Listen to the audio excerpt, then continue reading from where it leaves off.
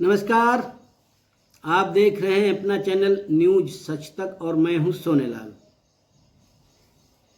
ये एक श्रृंखला हम शुरू करने जा रहे हैं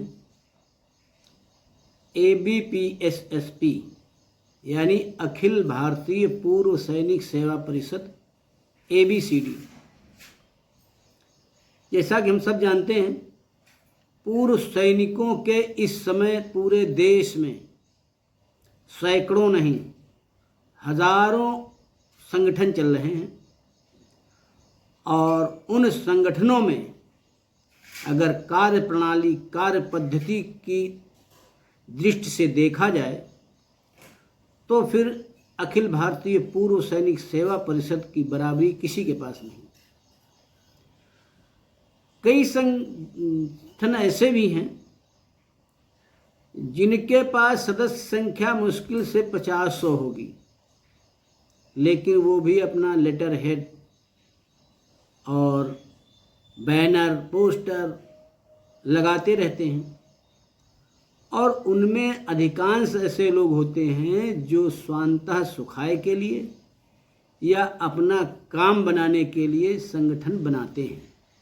कई लोग ऐसे हैं जिनका उद्देश्य है कि एक लेटर हेड बना लिया जाए पूर्व सैनिकों के नाम से और समाज में पूर्व सैनिकों की इतनी इज्जत है कि आप कोई भी लेटर हेड लेकर के किसी भी अधिकारी के पास चले जाते हैं तो फिर जल्दी वो इनकार नहीं करता है और आपका काम हो जाता है। या फिर कभी भौकाल दिखाने के लिए भी लोग संगठन बना लेते हैं। लेकिन इतने संगठन, हजारों संगठन होने के बावजूद भी फिर हमारे देश के राष्ट्रीय विचारधारा से ओतप्रोत ऐसे पूर्व सैनिकों को क्या सूझी कि उन्होंने एक और संगठन बनाने की सोच ली। इतने संगठन होने के बावजूद भी एक और संगठन की आवश्यकता क्यों महसूस हुई, और इस प्रश्न का जब उत्तर हम देखेंगे तो फिर अनायास ही हमको अपने राष्ट्र पर सोचने पर विवश होना पड़ेगा कि पूर्व सैनिकों के अलावा भी समाज है और उस समाज की बात भी किसी को करना चाहिए। चलिए हम पूरे विस्तार से, कितने एपिसोड बनेंगे इसकी कोई अभी हमने परिकल्पना नहीं की है, लेकिन देखते हैं कितने एपिसोड में यह पूरा कवर होता है।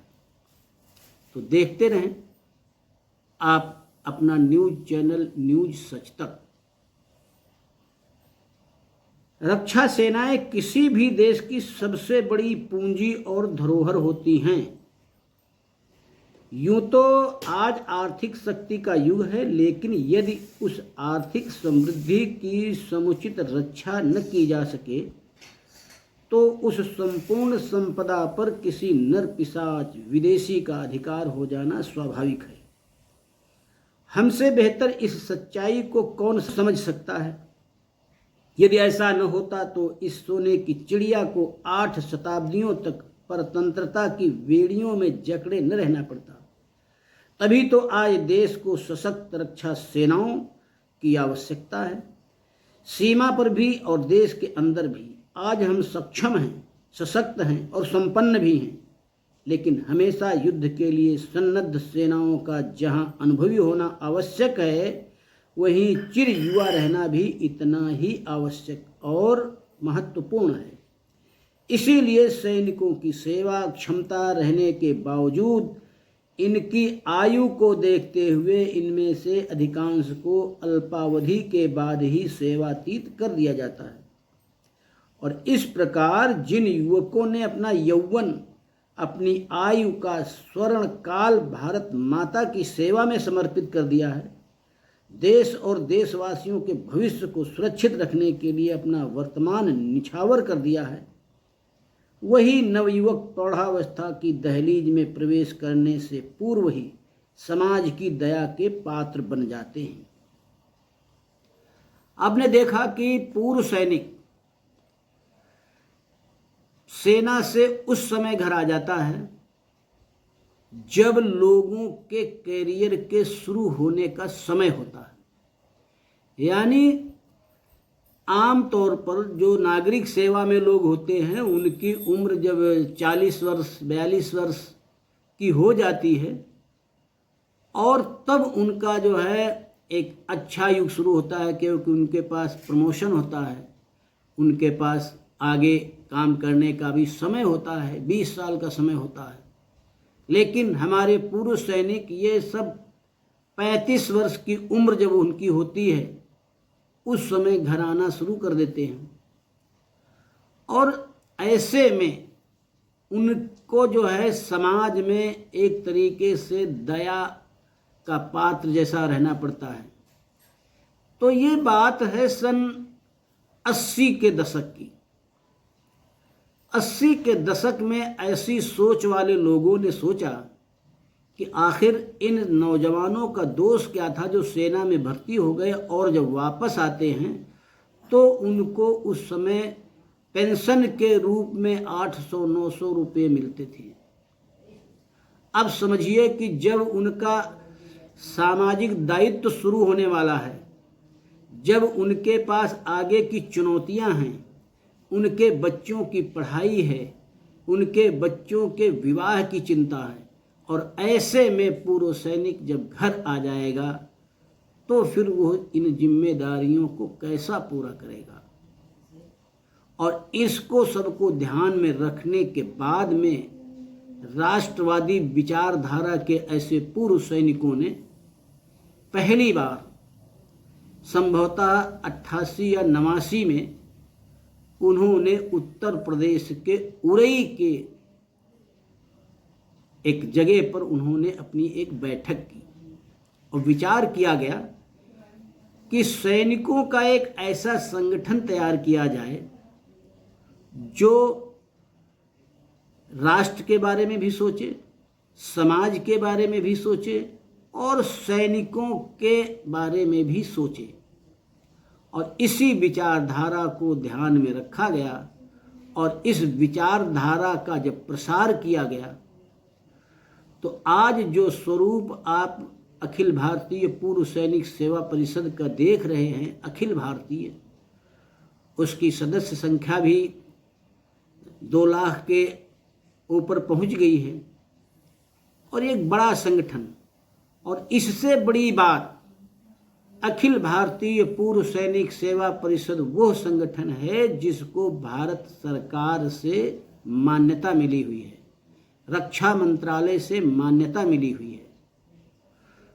तो ऐसे संगठन के बारे में हम जानेंगे तो वो खाली सैनिकों के बारे में या अपनी गली के बारे में, अपने सड़क के बारे में नहीं सोचता है, वो एक पूरे समाज के बारे में सोचता है। और इसी सोच को आज भी अखिल भारतीय पूर्व सैनिक सेवा परिषद आगे बढ़ा रहा है।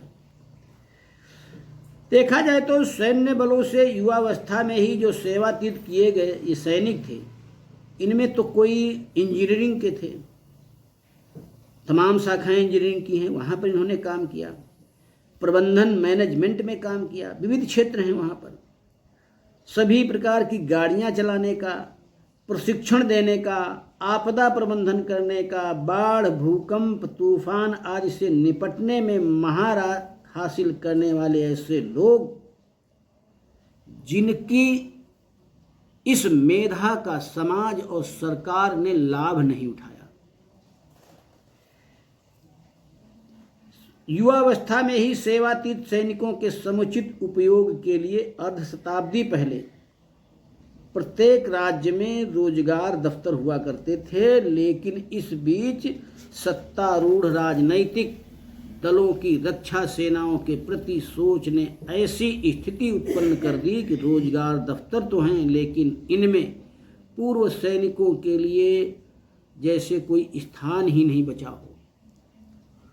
पूर्व सैनिक, कहने को तो पूर्व सैनिकों के लिए बहुत जगहें होती हैं, लेकिन आज भी जब आप समाज में देखेंगे तो अधिकांश पूर्व सैनिक रिटायरमेंट के बाद में गार्ड की नौकरी कर रहे हैं। जिन्होंने देश की पूरी सुरक्षा को देखा वो आज गेट पर खड़े होकर के एक अदना से कर्मचारी को राम राम बोल रहे हैं, नमस्ते बोल रहे हैं, जय हिंद बोल रहे हैं। यह क्या है? और इसी को सोच में रखने के बाद में अखिल भारतीय पूर्व सैनिक सेवा परिषद का जन्म होता है। दूसरी तरफ देखा जाए तो सेना में तैनात युवकों की अपनी समस्याएं भी हैं। अनुशासन के नाम पर वे न तो संगठित हो सकते हैं, न अन्याय के विरुद्ध ही अपना स्वर ऊंचा कर सकते हैं। उनकी आवाज़ बनकर सामने आने वाला कोई नहीं। उनके और सर्वसाधारण के बीच सेतु का काम करने वाला कोई नहीं। पूर्व सैनिकों के जो भी संगठन खड़े हुए, उन्होंने सरकार के सामने मांग रखना शुरू कर दिया और अपने सदस्यों को सरसब्ज बाग दिखाना शुरू कर दिया। और यही उनका उद्देश्य रहा, वही उनका लक्ष्य रहा कि तुम्हारा हम ये करा देंगे, तुम्हारा हम वो करा देंगे। सोचिए कौन किसको कितना क्या करा सकता है। जरा याद कीजिए कि जो व्यक्ति देश की रक्षा के लिए समर्पित हो गया हो, जिसने तन मन धन से भारत माता की सेवा का व्रत ले लिया है, जो शत्रु के प्राण लेने और अपने प्राण देने के लिए युद्ध के मैदान में उतरने को उतावला है, उसे कोई क्या दे सकता है? वो किसी के सामने हाथ क्यों पसारे, किस लिए पसारे? यह विचार देश भर के देशभक्त चिंतकों को निरंतर कुरेद रहा था। अपने अखिल भारतीय पूर्व सैनिक सेवा परिषद के बहुत ही कर्मठ जुझारू कार्यकर्ता हुए, उनका संगठन में नाम है। भले ही आज की जो पीढ़ी है उनको न जानती हो, क्योंकि आज की पीढ़ी की सबसे बड़ी कमी ये है कि वो जानना नहीं चाहती। क्योंकि अगर वो जानेगी तो उसको कुछ करना पड़ेगा, तो करना भी नहीं चाहती। उनका नाम था डॉक्टर ओम प्रकाश शर्मा जी। उनको डॉक्टर विश्रांत वशिष्ठ भी कहते हैं, क्योंकि जो अपनी रचनाएं लिखते थे, वो 40 से अधिक उन्होंने किताबें लिखी थी। और उनको जो है संगठन के बारे में, संगठन के बढ़ने के बारे में बड़ी चिंता लगी रहती थी। तो ऐसे लोगों ने संगठन को आगे बढ़ाने का काम किया है। वो कहा करते थे, हम लोग फौज में भर्ती हुए थे मरने के लिए। जैसा कि एक बार एक बिहार का एक मंत्री ने भी कहा था, बड़ी उसकी आलोचना की गई थी। उन्होंने कहा, आलोचना क्यों कर रहे हो? वास्तव में फौजी मरने के लिए भर्ती होता है, और अगर वो फौज में भर्ती होने के बाद सेवा में नहीं मरा है तो इसका मतलब है भगवान उससे समाज का और काम लेना चाहते हैं। समाज को उसकी ज़रूरत है, ईश्वरीय कार्य की उसको ज़रूरत है, इसीलिए वो जिंदा है।